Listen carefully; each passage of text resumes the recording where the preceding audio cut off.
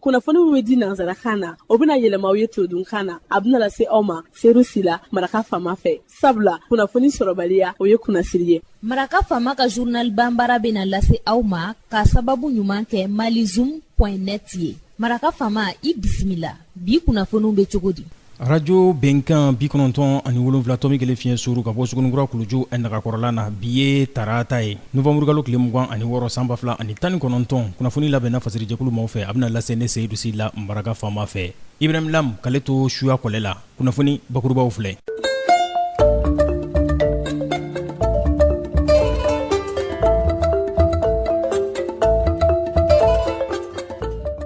Fransika wolomasiri taba maa 17 k'olu bɔnɛna u ni na u ka sanu pankuru 2 gosilen ɲɔgɔn na mugujugu cilaw olu kɛlɛli hukumu kɔnɔna na. Baarabolo min bɛ anw fɛ yan ni nɔ n'an ko ma Mali Justice Project a ka bolofara filanan min ɲɛsin bɛ sariyako ma baaraɲɔgɔnya ani baro di Mali u ye ɲɔgɔnnajɛrɛ belebele u ye o kɛnɛ sigi maa 100 bɔɲɔngo min da bɛ don a la n'o ye avokaw ye ani sariya dɔnba ŋanaw ka kumakan don ba la ko Mali sini sariya siratigɛ fɛ maa degunnenw olu bɛ se ka sariya k'a lasɔrɔ nɔgɔya la cogo min na. Ɲɔgɔnnajɛrɛ in novembre kalo tile 25 tile 26 a waliyara dunanjigiso dɔ la Maeva Palace ACI 2000 la. Tile 16 ko o ɲɛnamaya diɲɛ bonda kun kan ko gɛlɛya minnu bɛ ka kɛ ka ɲɛsin musolakaw ma olu bɛ se ka kɛlɛ cogo min na. O hukumu kɔnɔna na ɲɔgɔnnajɛrɛso min bɛ komini 5nan mairie tɔgɔ la sɔgɔmada in na u ye ɲɔgɔnnajɛrɛ bisimila sariyaw ani ka dɔn ka fɔ bolonɔbila sɛbɛn minnu bɛ yen olu lajaba ninnu kɛlɛli la olu bɛ se ka dɔn maaw fɛ cogo min na a labɛnna Mali Justice Project ani a baaraɲɔgɔn olu de fɛ. Dɔnbɔrɔla kumabaw olu ye nin ye minnu bɛna walawala aw ye sisan dani na aw ni ce Maraka Fama ka journal Bambara lamɛnli la.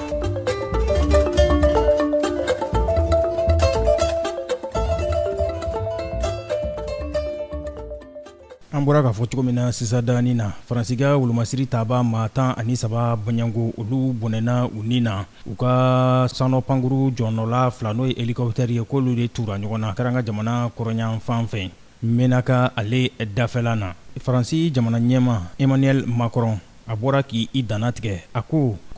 ni surasicɛ 13 in k'u sara Faransi jamana de ye ko wa k'u bɛ sangafo kɛ ka ɲɛsin u somɔgɔw ma. An ka jamana fangamarabaw olu y'u ka sangafo ta k'o ɲɛsin Emmanuel Macron ma. Jamana ɲɛma Ibrahim Boubacar Keita ale yɛrɛ y'a jira k'a fɔ k'u ma sa Faransi jamana dɔrɔn ye k'u sara Mali fɛnɛ ye ani Saheli jamanaw k'u sara olu de ye mugujugutila jatigɛwale kɛbaw olu kɛlɛli hukumu kɔnɔna na.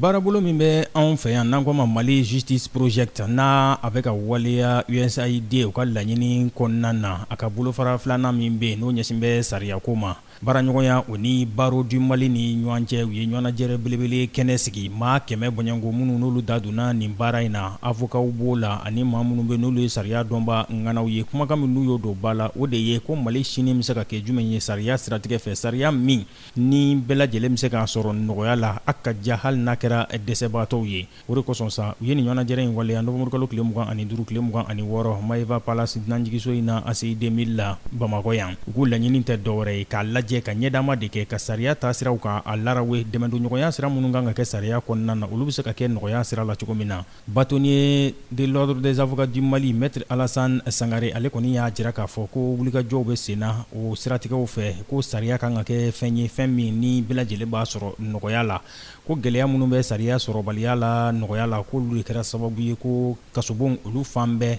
kiriw tɛna se ka kɛ a kɛcogo la u na sumaya ko o gɛlɛyaba olu bɛ yen nɔ. Mali Justice Project o ɲɛma Jean Lavoie ale ye a jira k'a fɔ ko ni sariya kɔni ma ɲɛ a bɛ waleya ko bɛɛ lajɛlen kan ka damakɛnya la de dɛ. Fɛɛrɛ de bɛ sigi sen kan sa yaasa bɛɛ lajɛlen bɛ se k'o damakɛnya sɔrɔ cogo min na k'o baaraw de kan ka kɛ. Conseil technique ministre so tɔgɔ la mun ɲɛsin bɛ sariya ani hadamadenya hakɛw makarani ma Modibo Sako ministre nɔbila ko la ale ye jigisigi kumaw fɔ. Ka fɛɛrɛ kɛ ka sariya bila sen kan sariya min bɛ se ka to se tɛ mɔgɔ minnu ye ka olu dɛmɛ u ka se ka taa kiiriso la. Mɔgɔ caman min nɔ se t'u ye u tɛ kiiri cogoya dɔn. Setanya b'u bali ka taa n'u ka kungo ye kiiriso la. ka sariya bila sen kan sariya min bɛ se k'a to kiiri sotaga bɛ se ka nɔgɔya sariya min bɛ yen nɔ sisan lajɛliw y'a jira k'a fɔ ko a sariya ka ɲi nka caman kan ka fɛla la halisa o de kama ne lajɛrɛ bɛ se la ka miiri kɛ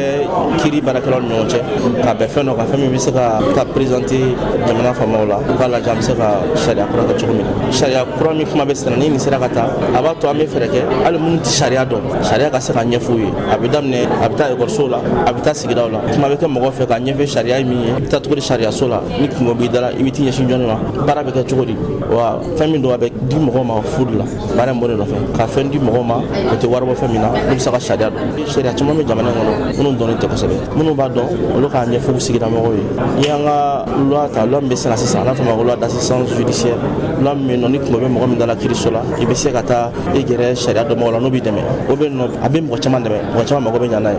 nka an y'a jateminɛ k'a fɔ halisa dɔ bɛ se ka fara kan halisa mɔgɔ bɛ se ka ko wɛrɛ kɛ nin kɔfɛ minnu b'a dɔn u ka mɔgɔ dɛmɛ minnu t'a dɔn. Nin ɲɔgɔnnajɛrɛ min filɛ a n'a a to sariya dɔnbaga ŋana ninnu u ka ɲɛdama kɛ ka jateminɛw kɛ sariya minnu kan ka ta minnu kan ka waleya fɛɛrɛ minnu kan ka sigi sen kan yaasa bɛɛ lajɛlen bɛ se ka sariya sɔrɔ nɔgɔya la cogo min na o sira bɛ se ka taama cogo min.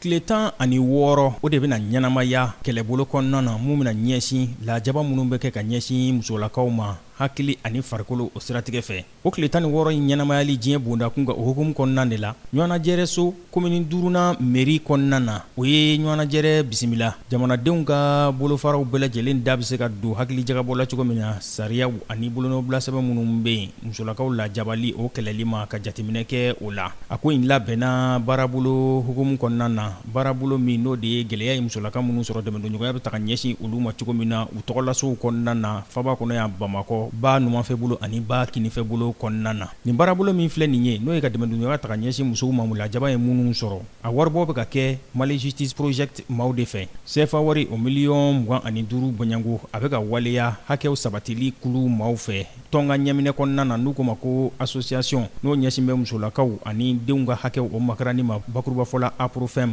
kalo 12 furancɛ kɔnɔna na Kulibali Umu Kulibali ale ye maire ka dangan 5nan ye komini 5nan kɔnɔna na a ko nin na ɲɔgɔnnaw kan ka kɔrɔ dun.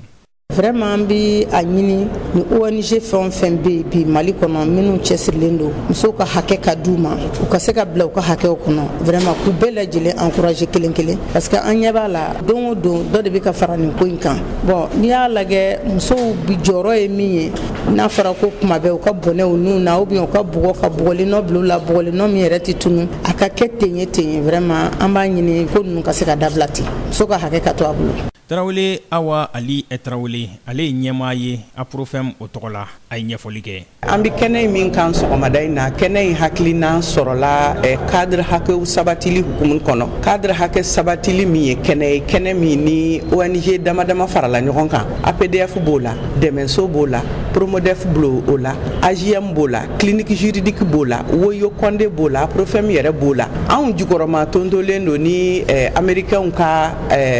lasigi so ye n'a bɛ fɔ ma ko USAID o ni cɛci ka bolo don ɲɔgɔn na kɔnɔna na olu de ye anw jukɔrɔma tinti ka baara kɛ waleyaw kan waleya minnu ni an b'a a dɔn an bɛ don min na i ko bi olu ye dankari waleyaw ye k'a ɲɛsin musow ma o dankari waleyaw n'i y'a jateminɛ a caman a bɛ bɔ cɛlamɔgɔw de fɛ ka sin musow ma a dɔw bɛ na ni ka dankariw la kɛnɛya sira kan ka dankari musow la hali ni yɛrɛ sira kan donc hakilina na olu ye waleya ye an ka jamana kɔnɔ bi waleya minnu ni olu tɛ bɛn donc a ka kan anw minnu ye jɛkulu minnu hamina ye musow ka ɲɛtaa ye an ka wuli ka jɔ kɛ pour que o waleyaw ka se ka dabila an ka jamana kɔnɔ. Mali Justice Project o ka nɔbilama min tun bɛ nin kɛnɛ kɔnɔ n'o ye Luri Nguye Sum ye ale ye sariya o ko ɲɛnabɔbaa ye u ka cakɛyɔrɔ in kɔnɔna na a ko k'olu kɔni bɛ wuli ka jɔ la dɛ ko wa k'olu na kɔrɔ dɔɔni kɛ sanga ni waati sariya a bɛ se ka damakɛ ɲɛ bɛɛ lajɛlen na cogo min na lajaba minnu bɛ yen kɛrɛnkɛrɛnnenya la ka ɲɛsin musolakaw ma dan bɛ se ka sigi u la cogo min na ni sariya siraw taamali ye Direction de la promotion de la femme et de l'enfant o ka nɔbilama Seku Abu Jalo ale hakilisigi kumaw fɔ a ko k'olu ka wuli ka jɔ bɛɛ bɛna kɛ yaasa fɛn min ka dɔn k'a fɔ musolakaw u bɛ se ka lafiya sɔrɔ cogo min degun minnu b'u kan olu bɛ se ka basi ka bɔ yen sariya minnu kan ka taama yaasa u ka lakanda olu bɛ se ka taama cogo min na. Madame Bagayoko Aminata Traoré, députée élue à l'Assemblée nationale du Mali, ne yɛrɛ ye association de kɛ association mɔgɔw de ye ne ta n'o de kɛra ne sababu ye bulon kɔnɔ donc wajibi don ne bɛ jɔ olu jigi kɔrɔ bulon kɔnɔ donc bi assemblée yɛrɛ kɔnɔna la commission min n'o sigilen bɛ sariya kow la ne b'o o commission na commission dɔ fɛnɛ bɛ yen n'o bɛ musow ni denmisɛnninw ka hakɛw bɛɛ la o commission fɛnɛ bɛ assemblée kɔnɔ en même temps an ye réseau sigi n'o ye député musow ka réseau ye réseau dɔw fɛnɛ sigilen don n'o ye ka lutter ɲangata minnu bɛ musow kan n'a bɛ fɔ comme réseau de lutte contre les violences basées sur le genre o fɛnɛ bɛ yen donc an bɛ baara kɛ nin bɛɛ de kɔnɔ donc an bɛ baara kɛ ni mun ye an bɛ baara kɛ sariya fɛn o fɛn min n'o bɛ se ka ta pour que ka se ka nɔgɔya don nin gɛlɛya ninnu na an bɛ baara kɛ o sariya ninnu défendili la an tɔɲɔgɔn cɛmanw kɛrɛfɛ pour que faamuyaliw bɛ se ka sɔrɔ a la fɛnɛ gouvernement ye sariya minnu ta olu yɛrɛ fɛnɛ bɛ ka labato cogoya min na organisation minnu n'olu y'a pratiquer ye n'olu ye gɛlɛyaw sɔrɔ olu bɛ wuli ka se an ma donc an bɛ wuli ka contrôle fɛnɛ kɛ pour aller voir gouvernement bɛ ka sariya ninnu bato cogo min na et puis en même temps an ni association bɛ jɛ k'an bolo don ɲɔgɔn bolo an bɛ se ka baara min kɛ ɲɔgɔn fɛ pour que an bɛ se ka se nin hakɛ ninnu dan la. Mali Justice Project a n'a baara ɲɔgɔn 9 fɛ u bɛ ka nin ka dɔn ka fɔ hakɛ sabatili de sigi sen kan n'o ye baaraboloba ye mun bɛ sariya mɛrɛnin ko fɔ musolakaw ye ka kɛ kɛnɛ ye kɛnɛ min n'u bɛ taa u danna tigɛ musow funɛngɛninw ani ka dɔn ka fɔ maa lujuratɔw degun ye minnu sɔrɔ yaasa dɛmɛ minnu kan ka ɲɛsiw ma olu bɛ se ka jateminɛ cogo min na k'o waleya.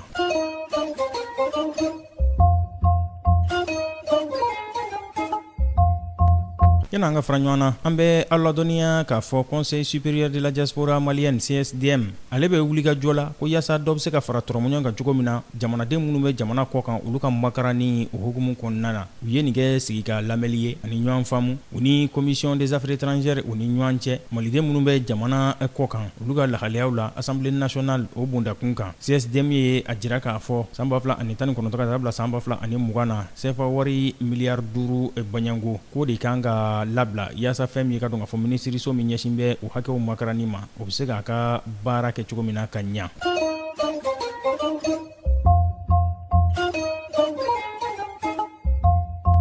Dagakanɛ o sigibaw commune rurale de Mande o kɔnɔna na olu y'u ka i ka dɔn ka fɔ courant bɔ sira kura sɔrɔ n'u ko ma ko centrale solaire baaraɲɔgɔnya ONG allemande Africa Green Tech ani Amader o ka baaraɲɔgɔnya hukumu kɔnɔna na a kurubon karili ni a minɛnw bila bɛ conteneur ba dɔ kɔnɔ o kɛra ntɛnɛndonya tɛmɛnen novembre kalo tile 25 Allemagne ambassadeur ɲana ani ministriso min ɲɛsin bɛ jiko ni kuranko ma o fana ka nɔbila ma ɲana ani i ka dɔn ka fɔ yen sigibaw a ɲanatigɛw olu tun bɛ kɛnɛ kan. Ni bɛ dan sigi bi laseliw la min labɛnna fasiri jɛkulu ma fɛ k'a lase a balimakɛ Seydou Sila Maraka Fama fɛ Ibrahim Lam k'ale to suya kɔlɛ la ni Ala ma ka jɔnya jɔna sini an na ɲɔgɔn sɔrɔ yan kunnafoni kuraw k'olu lase aw ma n'a b'a fɛ ka segin Maraka Fama ka journal Bambara la a bɛ taa malizoom.net ale sanfɛ n'a b'a fɛ k'a ka reportage vidéo fana ye a bɛ taa malizoom ale page Facebook sanfɛ a k'an bɛn. Maraka Fama ka bi journal Bambara lasera aw ma k'a sababu ɲuman kɛ malizoom.net ye.